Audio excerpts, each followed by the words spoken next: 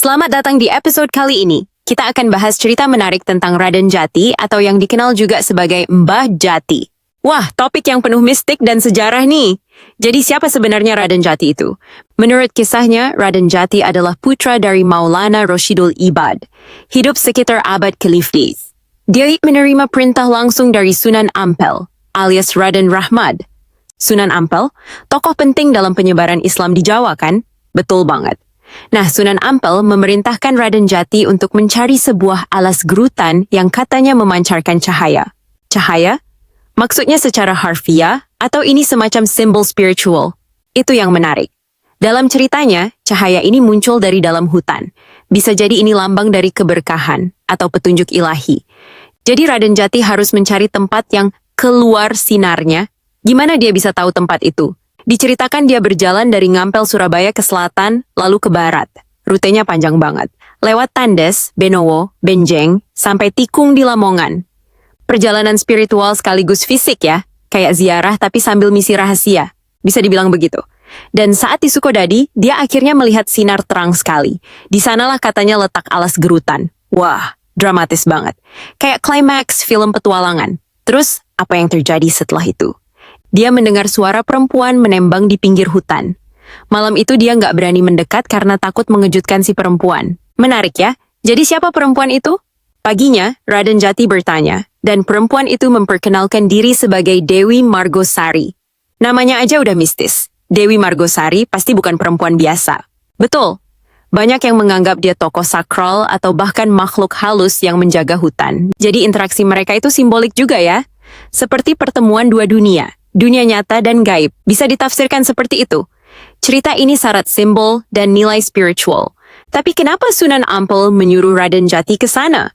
Ada tujuan khusus? Sepertinya untuk membuka wilayah baru, atau mungkin tempat itu memiliki nilai spiritual besar. Setelah hutan itu dibabat dan jadi padang, Raden Jati disuruh kembali ke Ngampel. Jadi dia nggak tinggal di sana, tidak diceritakan secara langsung. Tapi lokasi itu kemudian dikenal sebagai tempat keramat, dan nama Raden Jati terus dikenang.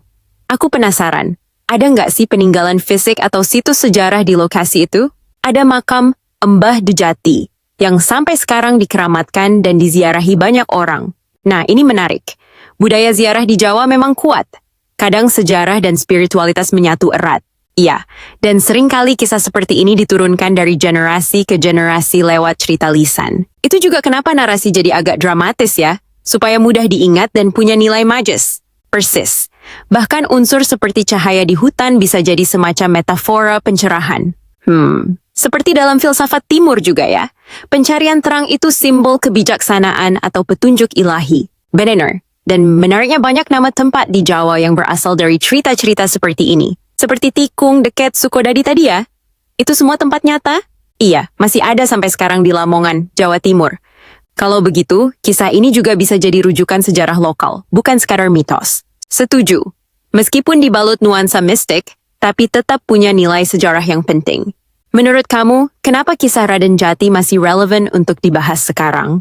Karena dia contoh dari sosok spiritual yang juga melakukan aksi nyata, membuka hutan, mengabdi pada guru, dan menelusuri wilayah baru. Jadi bukan cuma tokoh pasif yang duduk bermeditasi ya. Iya, dia aktif.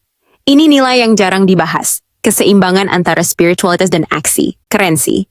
Kadang kita terlalu fokus pada aspek gaibnya, lupa bahwa ada tindakan nyata di balik cerita-cerita ini. Bener. Ini bisa jadi inspirasi, terutama untuk generasi muda, bahwa perjalanan spiritual juga butuh usaha konkret dan penuh tantangan. Bayangkan jalan kaki dari Surabaya ke Lamongan. Sekarang aja naik motor bisa capek, apalagi zaman dulu tanpa kendaraan. Ngomong-ngomong, tokoh seperti Raden Jati ini kan banyak dalam sejarah Jawa ya? Banyak, tapi tidak semua tercatat tertulis. Jadi hanya dikenal lewat cerita rakyat atau tradisi lokal. Jadi penting juga ya, mendokumentasikan kisah-kisah ini sebelum hilang. Sangat penting.